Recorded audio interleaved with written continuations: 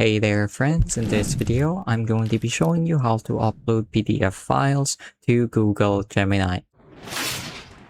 So this is great if you need Gemini to summarize or analyze a paper or maybe a document, or you just need some help breaking something down and you want to ask it a specific question. So to get started, simply sign into Gemini as I've done so here. And what you're going to do is you're going to click on the plus button at the left side of the chat box. So once you do that, you should see an option here called Upload Files. So navigate to the file that you want to upload. It's right here in my case. So once you find it, just go ahead and select it, then click Open. Now it's uploaded. So now we can ask it something about the paper. So can you summarize the points of the paper? A diagram representing. There we go. So now I'm going to go ahead and hit enter.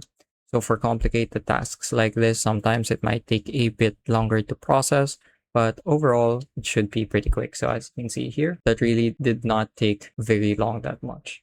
There it is. It was just loading. So as you can see, it's done a good job of taking this dense research paper and compressing it into a very understandable breakdown. So your imagination is the limit when it comes to applying this to other things. You can be creative with your prompts and tailor it to suit your needs. That's pretty much it for this video though. I hope I was able to teach you something new and something useful.